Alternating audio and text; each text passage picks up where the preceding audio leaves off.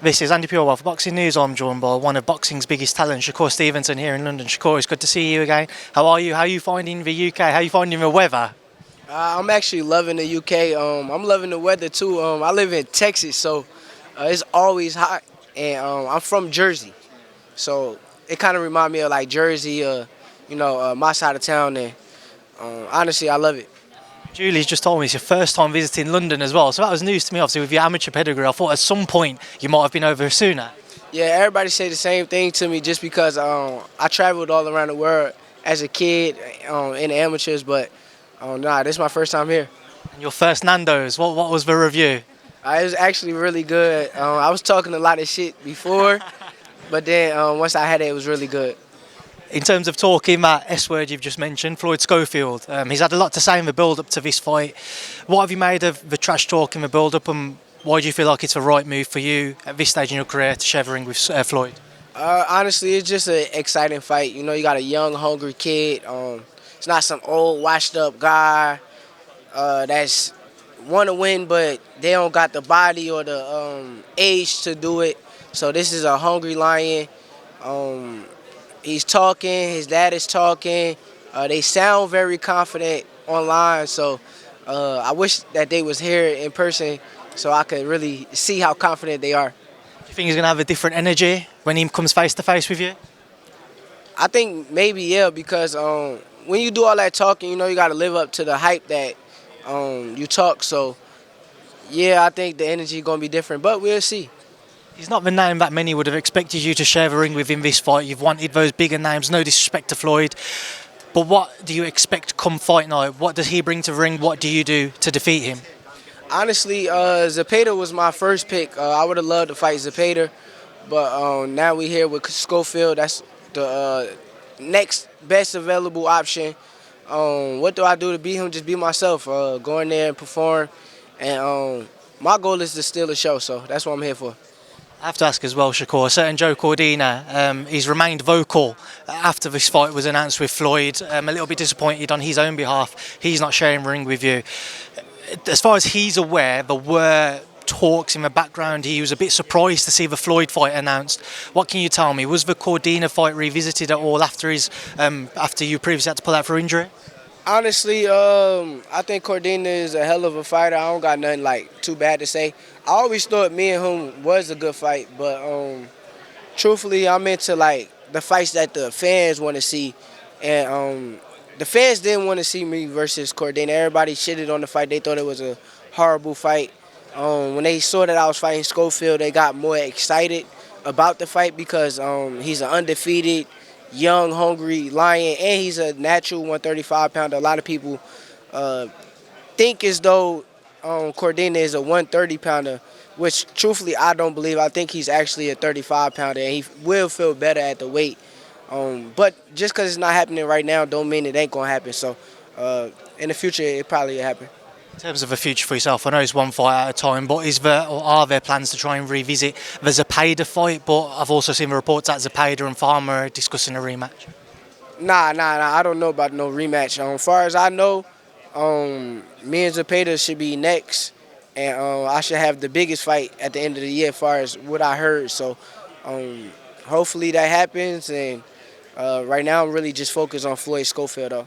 The biggest fight for you being Tank Davis, I assume? Yeah, I think so. What did you make of Tank's previous comments where he wasn't too impressed by your CV and he quashed the rumours and the reports of you two potentially fighting each other because he didn't, for himself, see the value in it? He just don't seem like a real. Like I'm a real. No disrespect to you, but I'm a real person. Like I'm not gonna go up there and act like Tank is not a good fighter. I think Tank is a hell of a fighter. I think he's special. What he does with his talents is amazing to see. I love the way he boxes. But truthfully, same way he asks, oh, what have I done for the sport of boxing? I think he should look in the mirror and ask himself the same question because it's like, what have you done? Even the guys you knocked out, they all been on a weight clause, weight drain. It looked good to the public and to the people that don't know. But, like, I'm a fighter. I know what's going on. I know what you're doing. You're taking the less talented fighters and putting them in the ring with yourself and making them look as though they are on this level, but they're not. So until he fight an elite level fighter, I don't want to hear nothing from him. Take it you're not too impressed by his fight with Lamont Roachford. Honestly, I actually like Lamont. I think Lamont is a hell of a fighter, and I think he's going to shock a lot of people. But, I mean, I just think that, okay, let's say, right, he act like he couldn't get a lot of people in the ring, right? Why didn't he try to get a Edwin De Los Santos? Why wouldn't that be the fight that you want? Since you want to talk bad about me, fight somebody that I fought. Go ahead. And you talk bad about my performance during it, so go outperform me.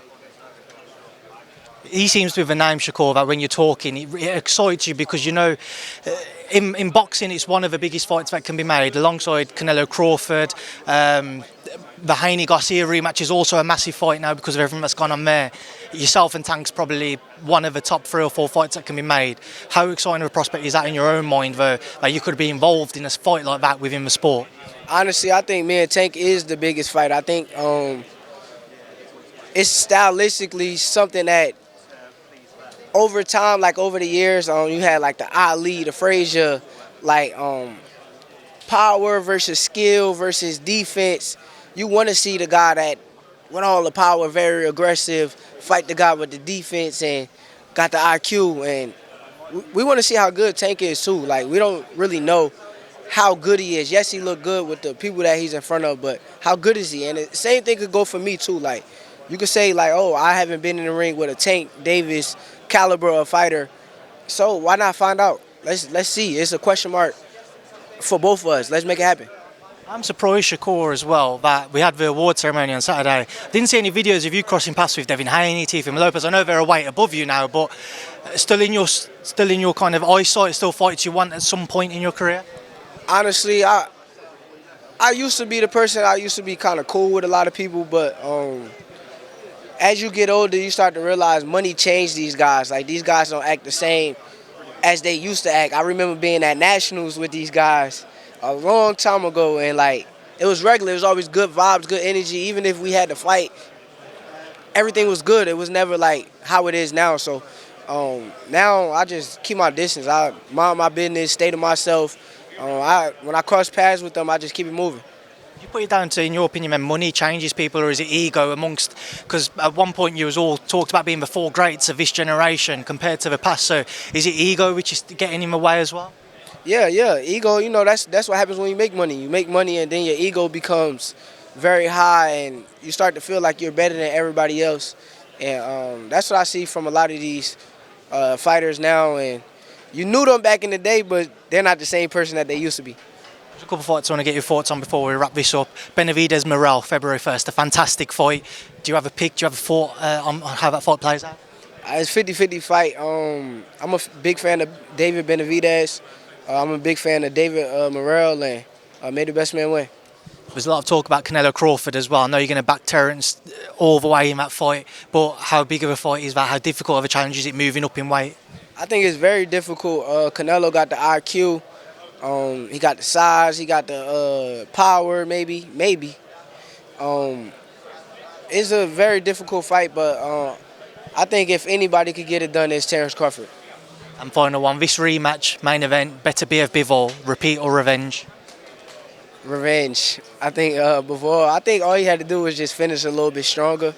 He did really good in the fight, but the last 2 to 3 rounds, he kind of let his foot off the gas, and I think he know that. Shakur, listen, I appreciate your time. Enjoy the rest of your time here in London. Safe travels back home, and of course, good luck with the rest of camp. Thank you. Appreciate you. Oh, man, appreciate it. Thank you, Shakur.